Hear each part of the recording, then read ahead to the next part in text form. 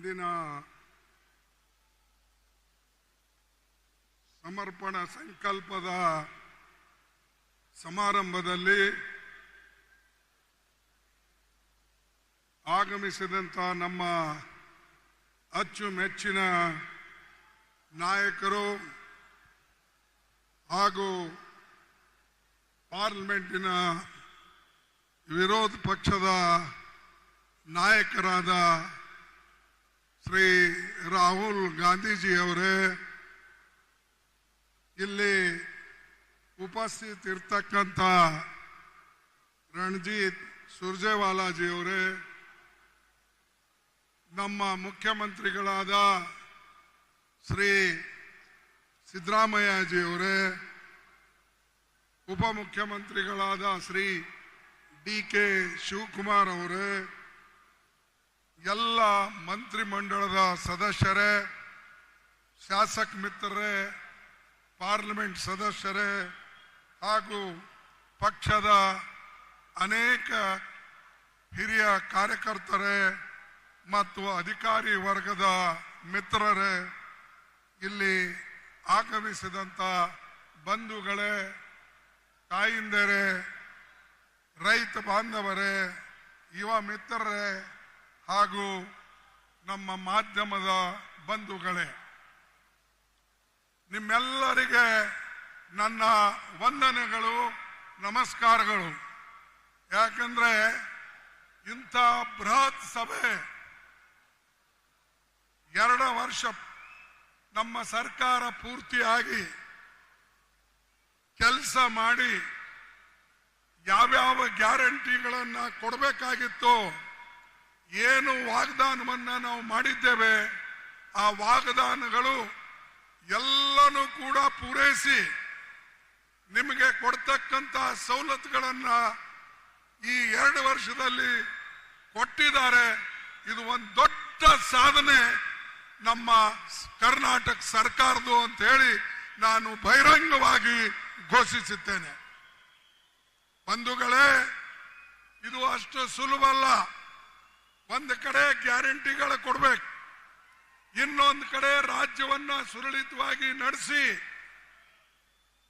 ಎಲ್ಲರಿಗೆ ಸುಖ, ಸಮೃದ್ಧಿ, ಅಭಿವೃದ್ಧಿ ಅದನ್ನು ಕೂಡ ಮಾಡಬೇಕು. ಇವು ಎರಡೂ ಕೆಲಸ ಮಾಡಬೇಕಾದ್ರೆ ಬಹಳ ಕಷ್ಟವಾದಂತ ಕೆಲಸ. ಆದರೆ ನಮ್ಮ ಕರ್ನಾಟಕ ಸರ್ಕಾರ ಸಿದ್ದರಾಮಯ್ಯ ಅವರ ನೇತೃತ್ವದಲ್ಲಿ ಹಾಗೂ ಕೆಪಿಸಿಸಿ ಅಧ್ಯಕ್ಷರ ನೇತೃತ್ವದಲ್ಲಿ ಇದು ಬಹಳ ಸುರಳಿತವಾಗಿ ನಡೆದಿದೆ. ಅದಕ್ಕೆ ನಾನು ಈ ಸರ್ಕಾರಕ್ಕೆ ಹಾರ್ದಿಕವಾದಂತಹ ಅಭಿನಂದನೆಗಳನ್ನ ಸಲ್ಲಿಸ್ತೇನೆ. ಬಂಧುಗಳೇ, ಅನೇಕ ಜನ ಅನೇಕ ಗ್ಯಾರಂಟಿಗಳು ಕೊಡ್ತಾರೆ. ಮೋದಿ ಅವರು ಕೂಡ ಒಂದು 20 ಗ್ಯಾರಂಟಿ ಕೊಟ್ಟಿದ್ದಾರೆ. ನಿಮ್ಗೆಲ್ಲ ಗೊತ್ತಿದೆ, ನಾನು ಹೇಳಬೇಕಾಗಿಲ್ಲ. ಅವ್ರೇನ್ ಗ್ಯಾರಂಟಿ ಕೊಟ್ಟರು? ನಾನು ಅಧಿಕಾರಕ್ಕೆ ಬಂದ ಮೇಲೆ ಹೊರದೇಶದಲ್ಲಿರ್ತಕ್ಕಂಥ ಕಪ್ಪು ಹಣ ತಂದು ಪ್ರತಿ ಒಬ್ಬರಿಗೆ 15 ಲಕ್ಷ ರೂಪಾಯಿ ಕೊಡ್ತೀನಿ ಅಂತ ಹೇಳಿ ಅವರು ಎಲ್ಲರಿಗೆ ಒಂದು ಪ್ರಮಾಣ ಮಾಡಿ ಹೇಳಿದ್ರು. ಅದನ್ನ ಕೊಡಕ್ಕಾಯ್ತಾ? ಅವರಿಗೆ ಆಗಲಿಲ್ಲ. ಅದೇ ರೀತಿಯಾಗಿ 2 ಕೋಟಿ ನೌಕರಿಗಳು ಕೊಡ್ತೀನಂದ್ರು. ಅದು ಕೊಡಕ್ಕಾಯ್ತಾ? ಅವರಿಗೆ ಆಗಲಿಲ್ಲ. ನೋಟ್ ಬಂದಿ ಮಾಡಿದ್ರು. ಮಾಡಿ ನಾನು ದೇಶಕ್ಕೆ ಉದ್ಧಾರ ಮಾಡ್ತೀನಿ ಅಂತ ಹೇಳಿ ಎಲ್ಲಿ ಬಡವರ ಸಂಸಾರಗಳನ್ನ ಹಾಳು ಮಾಡಿದ್ರು. ಇಂಥವ ಅನೇಕ ವಿಚಾರಗಳಿವೆ. ನಾ ಎಲ್ಲನೂ ಕೂಡ ಈ ಸಂದರ್ಭದಲ್ಲಿ ಹೇಳಕ್ ಹೋಗೋದಿಲ್ಲ. ಆದರೆ ನಮ್ಮ ಸರ್ಕಾರ ಏನು ಗ್ಯಾರಂಟಿಯನ್ನ ಹೇಳಿತ್ತೋ, ಚುನಾವಣೆಯಲ್ಲಿ ನಾವು ಏನು ವಾಗ್ದಾನ ಮಾಡಿದ್ದೇವೆ, ಮತ್ತು ವಿಶೇಷವಾಗಿ ರಾಹುಲ್ ಗಾಂಧಿ ಅವರು, ಪ್ರಿಯಾಂಕಾ ಗಾಂಧಿ ಅವರು ಇಲ್ಲಿ ಬಂದು ಪ್ರತಿ ಒಂದು ಗ್ಯಾರಂಟಿ ಬಗ್ಗೆ ಬಹಿರಂಗವಾಗಿ ಅವರು ಹೇಳಿದ್ರು. ಅದನ್ನ ಇವತ್ತು ಕರ್ನಾಟಕ ಸರ್ಕಾರ ಇಂಪ್ಲಿಮೆಂಟ್ ಮಾಡಿದೆ, ಅನುಷ್ಠಾನದಲ್ಲಿ ತಂದಿದೆ. ಇದು ಬಹಳ ದೊಡ್ಡ ಸಾಧನೆ ನಮ್ಮದಾಗಿದೆ. ಅದಕ್ಕಾಗಿ ನಾವೆಲ್ಲರೂ ಕೂಡ ಮೆಚ್ಚಲೇಬೇಕು. ಮತ್ತು ಇನ್ನೊಂದು ವಿಶೇಷವಾಗಿ ನಾವು ನೋಡ್ತಕ್ಕಂಥದ್ದು, ಈಗ ದೇಶದಲ್ಲಿ ಅನೇಕ ಘಟನೆಗಳು ನಡೆದಿವೆ. ಅದರಲ್ಲಿ ವಿಶೇಷವಾದಂಥದ್ದು ನಿಮಗೆಲ್ಲ ಗೊತ್ತಿದೆ. ಮೊನ್ನೆ ಪಹಲ್ಗಾಂವ್ನಲ್ಲಿ ಒಂದು ದೊಡ್ಡ ಘಟನೆ ನಡೀತು. ಆ ಪಹಲ್ಗಾಂವ್ನಲ್ಲಿ 26 ಜನರದ ಕೊಲೆ ಆಯ್ತು. ಯಾಕೆ ಕೊಲೆ ಆಯ್ತು? ಯಾಕಂದ್ರೆ ಮೋದಿ ಸರ್ಕಾರ ಅಲ್ಲಿ ಸೆಕ್ಯೂರಿಟಿ ಕೊಟ್ಟಿಲ್ಲ. ಯಾರು ಟೂರಿಸ್ಟ್ ಹೋಗಿದ್ರು, ಅಲ್ಲಿ ಯಾರು ನೋಡಕ್ ಹೋಗಿದ್ರು, ಅವರಿಗೆ ಪೊಲೀಸ್ ಸೆಕ್ಯೂರಿಟಿ ಆಗಲಿ, ಬಾರ್ಡರ್ ಫೋರ್ಸ್ ಆಗಲಿ, ಅಥವಾ ಅಲ್ಲಿ ಮಿಲಿಟರಿ ಆಗಲಿ ಅವರಿಗೆ ಸಹಾಯ ಮಾಡಲಿಲ್ಲ. ಅದಕ್ಕಾಗಿ 26 ಜನ ಕೊಲೆ ಅಲ್ಲಿ ಆಯ್ತು. ಆದ್ರೂ ಮೋದಿ ಒಂದು ಮಾತಾಡ್ಲಿಲ್ಲ ಅದ್ರ ಬಗ್ಗೆ. ಮೋದಿ ಬರೇ ತನ್ಗೇನು ಹೇಳಬೇಕು ಅದನ್ನ ಹೇಳ್ಕೊಂಡು ಹೋದ್ರು. ಮತ್ ನಾನು ಒಂದು ಮಾತನ್ನ ಹೇಳಿದ್ದೇನೆ, ಇನ್ನೂವರೆಗೆ ಅದರ ಉತ್ತರವನ್ನ ಬಂದಿಲ್ಲ. ಮೋದಿ ಅವರು 17ನೇ ತಾರೀಕು ಕಾಶ್ಮೀರ್ಗೆ ಹೋಗೋರಿದ್ರು. ಆದ್ರೆ 17ನೇ ತಾರೀಕು ಕಾಶ್ಮೀರ್ಗೆ ನೀವು ಹೋಗ್ಬೇಡಿ ಅಂತ ಹೇಳಿ ಅವರ ಬೆವುಗಾರಿಕೆ ಅಲ್ಲಿರ್ತಕ್ಕಂಥ ಇಂಟೆಲಿಜೆನ್ಸ್ ಅವರಿಗೆ ಹೇಳಿದ್ರು, ನೀವು ಹೋಗ್ಬೇಡಿ, ಪಾಕಿಸ್ತಾನದಲ್ಲಿ ಇದು ಕಾಶ್ಮೀರ್ನಲ್ಲಿ ಗಲಾಟೆ ಆಗ್ತದೆ, ಅದಕ್ಕಾಗಿ ದಯವಿಟ್ಟು ನೀವು ಕ್ಯಾನ್ಸಲ್ ಮಾಡಿ ಅಂತ ಹೇಳಿ ಅಲ್ಲಿ ಕ್ಯಾನ್ಸಲ್ ಮಾಡಿಸಿದ್ರು. ಇದು ನಿಮಗೆ ಗೊತ್ತಿದ್ದಾಗ 17ನೇ ತಾರೀಕು ನೀವು ಕಾಶ್ಮೀರ್ಗೆ ಹೋಗ್ತಕ್ಕಂಥ ಪ್ರೋಗ್ರಾಮವನ್ನ ಕ್ಯಾನ್ಸಲ್ ಮಾಡುವಾಗ ನೀವು ಯಾಕೆ ಈ ಟೂರಿಸ್ಟ್ ಅನ್ನ ಪೊಲೀಸರ ಮುಖಾಂತರ ಯಾಕೆ ಹೇಳಲಿಲ್ಲ? ನೀವು ಹೋಗ್ಬೇಡಿ, ಅಲ್ಲಿ ತೊಂದರೆ ಇದೆ ಅನ್ನತಕ್ಕಂಥ ಮಾತು ನೀವು ಹೇಳಲಿಲ್ಲ. ಹೇಳಿದ್ರೆ 26 ಪ್ರಾಣಗಳನ್ನ ಉಳಿತೀವು. ಮತ್ತು ನಮ್ಮ ಈಗೇನು ನಾವು ಹೆಚ್ಚು ಕಡಿಮೆ ಚುಟ್ಪುಟ್ಟು ಯುದ್ಧಗಳು ನಡೆದಿವೆ, ಅಥವಾ ನಮ್ಮ ಪಾಕಿಸ್ತಾನ ವಿರುದ್ಧ ನಾವೇನು ಘರ್ಷಣೆ ಮಾಡ್ತಾ ಇದ್ದೇವೆ, ಪಾಕಿಸ್ತಾನ ಕೆಲಸ ಅಂತೂ ಯಾವಾಗಲೂ ಬರೇ ನಮ್ಮ ಭಾರತ ದೇಶ ಮೇಲೆ ಗೂಬಿ ಕೂಡಿಸ್ತಕ್ಕಂಥದ್ದು. ಅವ್ರಿಗೆ ಶಕ್ತಿ ಇಲ್ಲ, ಶಕ್ತಿಹೀನರು. ಇವತ್ತು ಚೈನಾದಿಂದ ಸಪೋರ್ಟ್ ತಗೊಂಡು ಅವರು ನಮ್ಮ ಮೇಲೆ ದಾಳಿ ಮಾಡತಕ್ಕಂತ ಪ್ರಯತ್ನವನ್ನ ಮಾಡಿದ್ದಾರೆ. ಇದು ಎಂದೂ ಕೂಡ ನಮ್ಮ ದೇಶ ಸಹಿಸೋದಿಲ್ಲ. ನಾವು ಒಕ್ಕಟ್ಟಿದ್ದೇವೆ ಅಂತ ಹೇಳಿ ನಾನು ಮೊದಲೇ 22ಕ್ಕೆ ಬೆಂಗಳೂರಿನಲ್ಲಿ ಹೇಳಿದ್ದೆ. 22ಕ್ಕೆ ನಾ ಬೆಂಗಳೂರಿನಲ್ಲಿ ಹೇಳಿ ಇಡೀ ದೇಶ ಒಕ್ಕಟ್ಟಾಗಿ ಸರ್ಕಾರಕ್ಕೆ ನಾವು ಬೆಂಬಲ ನೀಡಬೇಕು. ಮತ್ತು ಯಾರು ನಮ್ಮ ವಿರುದ್ಧ ಹೋರಾಟಕ್ಕೆ ಬರ್ತಾರೋ ನಾವೆಲ್ಲರೂ ಸೇರಿ ವಿರುದ್ಧ ಮಾಡೋಣ, ಹೋರಾಟ ಮಾಡೋಣ, ಅದಕ್ಕಾಗಿ ಪ್ರಾಣ ಕೊಡೋಣ. ದೇಶ ಅನ್ನತಕ್ಕಂಥದ್ದು ಮುಖ್ಯ, ಆಮೇಲೆ ಜಾತಿ ಧರ್ಮ ಎಲ್ಲ. ಆದ್ರೆ ಇಲ್ಲೇನಾಗಿದೆ, ಇವತ್ತು ವಿಶೇಷವಾಗಿ ಮೋದಿ ಮುಖ್ಯ ಆಗಿದ್ದಾರೆ, ದೇಶ ಆಮೇಲೆ. ಯಾಕಂದ್ರೆ ಅವ್ರಿಗೆ ಉಳಿಸಕ್ಕೆ ನೀವು ವಿಶೇಷವಾದಂತ ಮಾಹಿತಿ ಕೊಡ್ತೀರಿ, ಆದ್ರೆ ಬಡವರಿಗೆ ಸಂರಕ್ಷಣೆಗಾಗಿ ಕೊಟ್ಟಿಲ್ಲ. ಇದು ನಾವು ತಿಳ್ಕೊಳ್ಬೇಕು. ದೇಶಕ್ಕಾಗಿ ನಾವು ಹೋರಾಡ್ತೇವೆ, ಬರೇ ನೀವು ಅಲ್ಲ, ಕಾಂಟ್ರಾಕ್ಟ್ ಯಾರು ನೀವೇ ತಗೊಂಡಿಲ್ಲ. ಈ ದೇಶಕ್ಕಾಗಿ ಇಂದಿರಾ ಗಾಂಧಿ ಅವರು ತನ್ನ ಪ್ರಾಣ ಕೊಟ್ಟಿದ್ದಾರೆ, ರಾಜೀವ್ ಗಾಂಧಿ ಅವರು ತನ್ನ ಪ್ರಾಣವನ್ನು ಕೊಟ್ಟಿದ್ದಾರೆ. ಅದೇ ರೀತಿಯಾಗಿ ಮಹಾತ್ಮ ಗಾಂಧೀಜಿ ಅವರು ಸ್ವಾತಂತ್ರ್ಯ ತಂದು ಕೊಟ್ಟು ತನ್ನ ಪ್ರಾಣವನ್ನ ಈ ದೇಶಕ್ಕಾಗಿ ಕೊಟ್ಟಿದ್ದಾರೆ. ಅಂತ ಪಕ್ಷ ನಮ್ಮ ಕಾಂಗ್ರೆಸ್ ಪಕ್ಷ.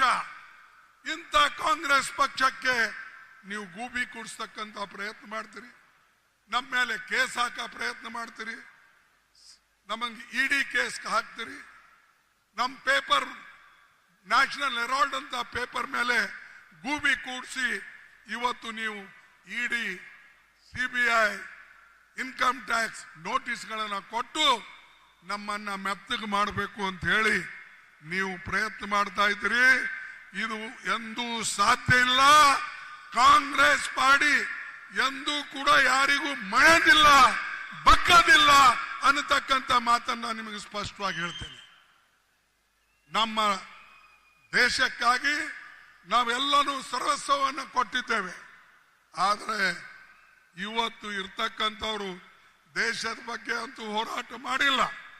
ಆದರೆ ದೇಶದಲ್ಲಿ ದುರಾಡಳಿತವನ್ನು ನಡೆಸಿದ್ದಾರೆ. ಅದನ್ನ ನೋಡಿ ಈಗ ಮೊನ್ನೆ ನಾವು ಮೋದಿ ಅವರು ಹೇಳಿದ್ರು ಸರ್ಕಾರದಿಂದ ಇಲ್ಲ ಹೊರದೇಶಕ್ಕೆ ಡೆಲಿಗೇಷನ್ ಕಳಿಸ್ಬೇಕು ಅಂತ ಹೇಳಿ. ನಮಗೆ ಅವ್ರು ಕೇಳಲಿಲ್ಲ, ಬರೇ ಅವರಾಗೆ ಹೇಳ್ಬಿಟ್ರು. ಆದ್ರೆ ನಾವು ದೇಶದ ದೃಷ್ಟಿಯಿಂದ ಏನೂ ಮಾತಾಡದೆ ಇವತ್ತು ನಮ್ಮ ಎಲ್ಲ ಡೆಲಿಗೇಷನ್, ನಮ್ಮ ಎಲ್ಲ ರಿಪ್ರೆಸೆಂಟೇಟಿವ್ಗಳನ್ನ ಹೊರದೇಶಕ್ಕೆ ದೇಶದ ಬಗ್ಗೆ ವಿಚಾರವನ್ನ ಪ್ರಸ್ತಾಪ ಮಾಡಕ್ಕೆ ನಾವು ಕಳಿಸ್ತಾ ಇದ್ದೇವೆ. ಇದು ನಮ್ಮ ಗುರಿ, ದೇಶಕ್ಕೆ ಉಳಿಸ್ತಕ್ಕಂಥದ್ದು. ನಾವು ಪಕ್ಷ ಪಂಗಡ ಅಥವಾ ಯಾರಿಗೆ ಕ್ರೆಡಿಟ್ ಬರ್ತದೋ ಡಿಸ್ಕ್ರೆಡಿಟ್ ಬರ್ತದೋ ಇಲ್ಲ. ನಮಗೆ ದೇಶ ಉಳಿಸ್ಬೇಕಾಗಿದೆ, ಜನನ ಉಳಿಸ್ಬೇಕಾಗಿದೆ. ಅನೇಕ ವರ್ಷದಿಂದ ಗುಲಾಮಗಿರಿಯಲ್ಲಿ ಇದ್ದಂತ ದೇಶಕ್ಕೆ ನಾವು ಸ್ವಾತಂತ್ರ್ಯ ಮಾಡಿಕೊಟ್ಟಿದ್ದೇವೆ. ಅದು ಉಳಿಸ್ತಕ್ಕಂಥದ್ದು ನಮ್ಮ ಕೆಲಸ. ಈ ದೇಶದ ಸಂವಿಧಾನ ನಾವು ತಯಾರು ಮಾಡಿದ್ದೇವೆ. ಅದಕ್ಕಾಗಿ ಬಾಬಾ ಸಾಹೇಬ್ ಅಂಬೇಡ್ಕರ್ ಅವರ ನೇತೃತ್ವದಲ್ಲಿ, ಪಂಡಿತ್ ಜವಾಹರ್ಲಾಲ್ ನೆಹರೂಜಿ ಅವರ ನೇತೃತ್ವದಲ್ಲಿ ನಾವು ತಯಾರು ಮಾಡಿದಂತ ಸಂವಿಧಾನ, ಈ ದೇಶಕ್ಕೆ ತಂದಂತ ಸ್ವಾತಂತ್ರ್ಯ, ಇದನ್ನ ಉಳಿಸ್ಕೊಳ್ತಕ್ಕಂಥದ್ದು ನಮ್ಮ ಕರ್ತವ್ಯ ಆಗಿದೆ, ನಮ್ಮ ಜವಾಬ್ದಾರಿ ಆಗಿದೆ. ಅದು ನಾವು ಮಾಡ್ತೇವೆ. ಆದ್ರೆ ಬಿಜೆಪಿದವ್ರು ನೀವೇನ್ ಮಾಡ್ತೀರಿ? ಬರೇ ಸುಳ್ಳು ಹೇಳ್ಕೊಂಡು ಅಡ್ಡಾಡೋದು. ಇಲ್ಲಿ ನಾವು ದೇಶದ ಬಗ್ಗೆ ಮಾತಾಡಕ್ಕೆ ಒಂದು ಕಡೆ ಸೇರಿದ್ರೆ ಮೋದಿ ಅವರು ಚುನಾವಣೆ ಭಾಷಣ ಮಾಡಿಕೊಂಡು ಬಿಹಾರ್ನಲ್ಲಿ ಇರ್ತಾರೆ. 2 ಸಲ ಆಲ್ ಪಾರ್ಟಿ ಮೀಟಿಂಗ್ ಕರೆದರು, ಸರ್ವ ಪಕ್ಷದ ಸಭೆಯನ್ನ ಕರೆದರು. ಆದರೆ ಮೋದಿ ಅವರು ಬರಲಿಲ್ಲ. ನಿಮಗೆ ದೇಶ ಪ್ರೇಮ ಇದ್ದಿದ್ರೆ, ದೇಶದ ಮೇಲೆ ನಿಮಗೆ ಹೆಚ್ಚಿನ ಪ್ರೀತಿ ವಿಶ್ವಾಸ ಇದ್ರೆ ನಮ್ಮೆಲ್ಲರನ್ನ ಕರೆಸಿ ನೀವು ಯಾಕೆ ಆ ಮೀಟಿಂಗ್ ಬರಲಿಲ್ಲ? ಏನು ಕಾರಣ? ಆಮೇಲೆ ನಾವೇನಾದ್ರೂ ಒಂದ್ಸಾರಿ ಹೋಗ್ಲಿಲ್ಲ ಅಂದ್ರೆ ನಾವೆಲ್ಲ ದೇಶದ್ರೋಹಿಗಳು. ಆದ್ರೆ ಇವರು ಮೀಟಿಂಗ್ ಬರದೇ ಇರೋರು ದೇಶ ಪ್ರೇಮಿಗಳು. ಇದನ್ನ ನೀವು ಯೋಚನೆ ಮಾಡಿ, ಚಿಂತನೆ ಮಾಡಿ. ಬರೇ ಭಾಷಣದಿಂದ, ಬೊಗಳೆ ಮಾತಾಡೋರ್ಲಿಂದ ದೇಶದ ಕಲ್ಯಾಣ ಆಗಲ್ಲ. ದೇಶದಲ್ಲಿ ಎಲ್ಲರನ್ನ ತೆಗೆದುಕೊಂಡು ಹೋಗ್ಬೇಕು. ಅವಾಗ ಮಾತ್ರ ಈ ದೇಶ ಉದ್ಧಾರ ಆಗ್ತದೆ. ಹೆಚ್ಚಿಗೆ ನಾನು ಇನ್ನು ಹೇಳಿದೆ, ಇನ್ನೊಂದು ಮಾತು ಹೇಳ್ತೇನೆ. ಸೋಫಿಯಾ ಖುರೇಶಿ ಒಂದು ಹೆಣ್ಣು ಮಗು, ಡಿಫೆನ್ಸ್ ಸ್ಪೋಕ್ಸ್ ಪರ್ಸನ್. ಅವಳು ಮಾತಾಡಿದ ಮೇಲೆ ಒಬ್ಬ ಬಿಜೆಪಿ ಮಿನಿಸ್ಟರ್ ಹೇಳ್ತಾನೆ, ಈ ಹೆಣ್ಮಗಳಿಗೆ ಪಾಕಿಸ್ತಾನ್ ನೆಂಟಿದೆ, ಇವಳು ಪಾಕಿಸ್ತಾನ್ ಏಜೆಂಟ್ ಇದ್ದಾಳೆ ಅನ್ನತಕ್ಕಂಥ ಮಾತು ಹೇಳಿ ಹೀಯಾಡಿಸ್ತಾನೆ. ಇಂಥ ಜನರಿಗೆ ಯಾವ ಶಿಕ್ಷೆ ಕೊಡಬೇಕು ನೀವೇ ಹೇಳಿ. ಯಾರು ದೇಶಕ್ಕಾಗಿ ಹೋರಾಟ ಮಾಡ್ತಾರೋ ಅಂತ ಹೆಣ್ಮಗಳಿಗೆ ನೀವು ಆರ್ಮಿದಲ್ಲಿರ್ತಕ್ಕಂಥ ಒಂದು ಹೆಣ್ಮಗಳ ಬಗ್ಗೆ ಈ ರೀತಿಯಾಗಿ ಮಾತಾಡ್ತಾ ಇದ್ದಾರೆ. ಅದಕ್ಕಾಗಿ ಅವನ್ ರಿಸಿಗ್ನೇಷನ್ ನಾವು ಕೇಳಿದೆ. ಮೋದಿ ಇನ್ನೂ ಇಟ್ಕೊಂಡು ಕುಂತಿದ್ದಾರೆ. ತೆಗೆದು ಹಾಕಿ. ಯಾರು ದೇಶದ್ರೋಹಿಗಳು ಬಿಜೆಪಿಯಲ್ಲೇ ಇದ್ದಾರೋ ಅವ್ರಿಗೆ ಮೊದಲು ನೀವು ತೆಗೆದು ಹಾಕಿ, ಆಮೇಲೆ ಮಾತಾಡಿ. ಸೈನ್ಯದಲ್ಲಿ ಹೋರಾಟ ಮಾಡತಕ್ಕಂಥವ್ರಿಗೆ ನೀವು ಬೈತೀರಾ, ಹೀಯಾಳಿಸ್ತೀರಾ? ಯಾಕಂದ್ರೆ ಆಕಿನ ಹೆಸರು ಖುರೇಶಿ ಇದೆ. ಇಂಥ ಕೆಟ್ಟ ಜನ ಬಿಜೆಪಿಯಲ್ಲಿ ತುಂಬಿದ್ದಾರೆ. ಮೋದಿ ಸಾಹೇಬ್ರೆ, ಮೊದಲು ಅಂತವ್ರಿಗೆ ಖಾಲಿ ಮಾಡಿ, ಅಂತವ್ರು ರಾಜೀನಾಮೆ ತಗೊಳ್ಳಿ, ಅವರಿಗೆಲ್ಲ ಒದ್ದು ಹೊರಗಾಕಿ, ಆವಾಗ ಇದು ಗೊತ್ತಾಗ್ತದೆ. ಅದಕ್ಕಾಗಿ ಈ ನಾವೆಲ್ಲರೂ ಕೂಡ ವಿಚಾರ ಮಾಡತಕ್ಕಂಥದ್ದು. ನಾನು ಹೆಚ್ಚು ಮಾತನಾಡಿದೆ, ಇನ್ನು 2 ಮಾತು ನಮ್ಮ ರಾಜ್ಯದ ಬಗ್ಗೆನೂ ಕೂಡ ನಾನು ಹೇಳಬೇಕಾಗ್ತದೆ. ಸರ್, ಈಗ ರಾಹುಲ್ ಗಾಂಧೀಜಿ ಅವರು ಒಂದು ಪ್ರೋಗ್ರಾಮ್ ಕೊಟ್ಟಿದ್ರು. ಆ ಯಾವ ಪ್ರೋಗ್ರಾಮ್ ಅಂದ್ರೆ ಬ್ಯಾಕ್ವರ್ಡ್ ಕ್ಲಾಸ್ ಕಾಸ್ಟ್ ಜನಗಣನ ನಾವು ಮಾಡಬೇಕು, ಜಾತಿಯ ಜನಗಣನ ಮಾಡಬೇಕು ಅಂತ ಹೇಳಿ. ಇದು ಎಲ್ಲ ಕಡೆ ಈಗ ನಡೆದಿದೆ, ಎಲ್ಲೆಲ್ಲಿ ನಮ್ಮ ರಾಜ್ಯ ಇದೆ ಅಲ್ಲಿ. ನಾವು ಇದ್ರ ಬಗ್ಗೆ ರಾಹುಲ್ ಗಾಂಧಿ ಅವರು ಮಾತಾಡಿದಾಗ ಎಲ್ಲರೂ ಟೀಕೆ ಮಾಡಿದ್ರು. ಆದರೆ ಅವರ ಮಾತಿಗೆ ಮಣಿದು ಮೋದಿ ಅವರು ಕ್ಯಾಬಿನೆಟ್ ಮೀಟಿಂಗ್ ಮಾಡಿ ಅವ್ರನ್ನು ಹೇಳಿದ್ರು, ಮುಂದೆ ಬರ್ತಕ್ಕಂಥ ನಮ್ಮ ಸೆನ್ಸಸ್ದಲ್ಲಿ ಜಾತಿ ಜನಗಣನೆ ತಗೊಳ್ತೇವೆ, OBC ಕಾಲಮ್ ಸೇರಿಸ್ತೇವೆ ಅಂತ ಹೇಳಿ ಅವ್ರ ಮಾತನ್ನ ಹೇಳಿದ್ರು. ಯಾಕೆ ಹೇಳಿದ್ರು? ನಮ್ಮ ಹೋರಾಟಕ್ಕೆ ಮಣಿದು, ರಾಹುಲ್ ಗಾಂಧಿ ಅವರ ಹೋರಾಟಕ್ಕೆ ಮಣಿದು, ಕಾಂಗ್ರೆಸ್ ಪಾರ್ಟಿ ಹೋರಾಟಕ್ಕೆ ಮಣಿದು ಇವತ್ತು ಬ್ಯಾಕ್ವರ್ಡ್ ಕ್ಲಾಸ್ ಅವರಿಗೆ ಪ್ರತ್ಯೇಕವಾಗಿ ಒಂದು ಕಾಲಮ್ ಅನ್ನ ಮಾಡಿ ಜಾತಿ ಜನಗಣನೆ ಮಾಡತಕ್ಕಂಥದ್ದು ಮಾಡಿದ್ರು. ಅದೇ ರೀತಿಯಾಗಿ ಇನ್ನೊಂದು ನಾನು ವಿಶೇಷ, ಸಿದ್ದರಾಮಯ್ಯನವರಿದ್ದಾರೆ, ಅವರ ಮಂತ್ರಿ ಮಂಡಲದ ಎಲ್ಲ ಸದಸ್ಯರು ಇದ್ದಾರೆ. ಸ್ವಲ್ಪ ಇರಿ, ಆಮೇಲೆ ಮಾತಾಡೋಕೆ ನಾ ಅಪಾಯಿಂಟ್ಮೆಂಟ್ ಇಸ್ಕೊಡ್ತೀನಿ, ಆಮೇಲೆ ಹೋಗಿ ಮಾತಾಡಿ. ಸರ್, ಒಂದು ನಾನು ವಿಶೇಷವಾಗಿ ಹೇಳ್ತೀನಿ, ಜನಗಣನೆ ಮಾಡಿ, ಆದರೆ ಆ ಜನಗಣನೆ ಸರಿಯಾಗಿ ಆಗಬೇಕು. ಮತ್ತು ರಾಹುಲ್ ಗಾಂಧೀಜಿ ಅವರಿಗೂ ಕೂಡ ಯಾವ ಕೆಟ್ಟ ಹೆಸರು ಬರಬಾರದು. ನೀವು ನಿಮ್ಮ ಕ್ರೆಡಿಟ್ ತಗೊಳ್ಳಕ್ಕೆ ಏನಾದರೂ ಮಾಡಿದ್ರೆ ಇಡೀ ಅದು ರಾಜ್ಯಕ್ಕೆ ತೊಂದರೆ ಆಗ್ತದೆ. ಇನ್ನೊಂದು 2ನೇದು, ಶೆಡ್ಯೂಲ್ ಕಾಸ್ಟ್ ನಲ್ಲಿ ಒಳ ಮೀಸಲಾತಿ ಮಾಡ್ತಾ ಇದ್ದೀರಿ, ಮಾಡಿ, ಅದಕ್ಕೆ ನನ್ನೇನು ತಕರಾರಿಲ್ಲ, ನಾ ಎಂದೂ ಅದಕ್ಕೆ ಅಡ್ಡು ಬಂದಿಲ್ಲ, ಎಂದೂ ಅದರಲ್ಲಿ ಹೋಗಿಲ್ಲ. ಆದರೆ ಈ ಇದರಲ್ಲಿ ಬೇಡ ಜಂಗಮ ಅಂತ ಹೇಳಿ ನೀವು ಸೇರಿಸ್ತಾ ಇದ್ದೀರಿ. ಲಿಂಗಾಯತ್ ಕಮ್ಯುನಿಟಿದಲ್ಲಿ ಇರ್ತಕ್ಕಂಥ ಬಡ ಲಿಂಗಾಯತರಿಗೆ ಸವಲತ್ತು ಕೊಡ್ರಿ, ಆ ಲಿಂಗಾಯತರಿಗೆ ನಾವು ಸಪೋರ್ಟ್ ಮಾಡೋಣ, ಅವ್ರಿಗೆ ಏನು ಬೇಕಾದ ಕೊಡೋಣ. ಆದ್ರೆ ಶೆಡ್ಯೂಲ್ ಕಾಸ್ಟ್ ಲಿಸ್ಟ್ ನಲ್ಲಿ ಬೇಡ ಜಂಗಮ ಅಂತ ಸೇರಿಸಿ 500 ಜನ ಇದ್ದವರು ಇವತ್ತು ಸುಮಾರು 4 ಲಕ್ಷ 5 ಲಕ್ಷ ಹೇಗಾದರು? ಇದನ್ನ ನೀವು ಇದ್ರ ಬಗ್ಗೆ ಎಲ್ಲೋದ್ರು ಹೋದ್ರೆ ನೀವು Siddaramaiah? No, this is unfair. If Bed Jangama, if they are included in scheduled caste list, it will go against the untouchable scheduled caste, all the scheduled caste, and these people are nearly only 500 people in Hyderabad, Karnataka. Today, they are nearly 4.5 lakhs. Where from they have come? ಎಲ್ಲಿಂದ ಬಂದರು? ಅಂದ್ರೆ ಈ ರೀತಿಯಾಗಿ ನೀವು schedule caste ಜನರ ಹಕ್ಕನ್ನ ಒಂದು ಕಿತ್ಕೊಳ್ಬೇಕಂತ ಮಾಡಿರೋ, ಏನು ಅವ್ರಿಗೆ ಸಹಾಯ ಮಾಡ್ಬೇಕಂತ ಮಾಡಿರೋ? ಯಾರು ಫಾಲ್ಸ್ ಸರ್ಟಿಫಿಕೇಟ್ ಕೊಡ್ತಾರೋ ಮೊದಲು ಅವ್ರಿಗೆ ಒಳಗಾಕಿ ಅವ್ರಿಗೆ ಕೇಳಿ, ಇಲ್ಲಾದ್ರೆ ಇಡೀ ಸಮಾಜಕ್ಕೆ ನಾವು ದ್ರೋಹ ಮಾಡ್ದಂಗೆ ಆಗ್ತದೆ. ಯಾರೇ ಇರಲಿ, ನಾವು ಎಲ್ಲರೂ ಕೂಡ ಒಂದಾಗಿ ಇಂಥ ಜಟಿಲ ಸಮಸ್ಯೆಗಳಿಗೆ ಸಮಾಧಾನ ತಂದು ಸರಿ ಮಾಡಬೇಕು. ಅದಕ್ಕಾಗಿ ನಾನು ಕೈ ಜೋಡಿಸಿ ಸರ್ಕಾರಕ್ಕೂ ಕೇಳ್ತೇನೆ, ನಿಮಗೂ ಕೇಳ್ತೇನೆ, ಯಾರೂ ಫಾಲ್ಸ್ ಸರ್ಟಿಫಿಕೇಟ್ ಮಾಡಬೇಡಿ. ಯಾಕಂದ್ರೆ ನಿಮಗೆ ಸರಿಯಾಗಿ ಸಹಾಯ ಆಗಲಿ ಅಂತ ಹೇಳಿ ಒಂದು ಕಡೆ ರಾಹುಲ್ ಗಾಂಧಿ ಅವರು ಈ ಕಾರ್ಯಕ್ರಮ ಹಾಕಿದ್ದಾರೆ, ಇನ್ನೊಂದು ಕಡೆ ರಾಜ್ಯ ಸರ್ಕಾರ ಈ ಒಳ ಮೀಸಲಾತಿಯ ಪ್ರೋಗ್ರಾಮ್ ಅನ್ನು ತಂದಿದೆ. ಅಂತರದೊಳಗೆ ನಾವು ಬೇರೆಯವ್ರನ್ನ ಸೇರಿಸಿ ಇದನ್ನ ವಿಫಲಗೊಳಿಸ್ತಕ್ಕಂಥ ಪ್ರಯತ್ನ ಮಾಡಿದ್ರೆ ಖಂಡಿತವಾಗಿ ರಾಜ್ಯಕ್ಕೂ ಒಳ್ಳೆಯದಿಲ್ಲ, ದೇಶಕ್ಕೂ ಒಳ್ಳೆಯದಾಗಲ್ಲ.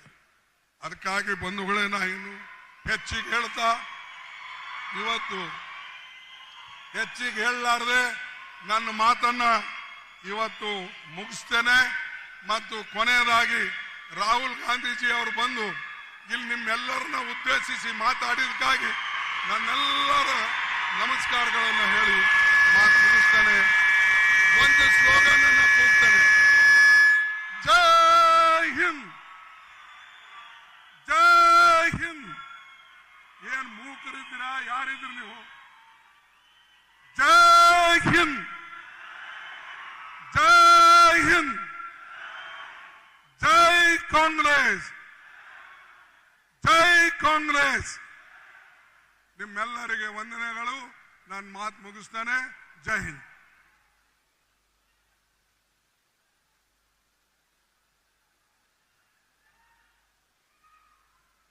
ಧನ್ಯವಾದ ಖರ್ಗೆ ಸಾಹೇಬರಿಗೆ.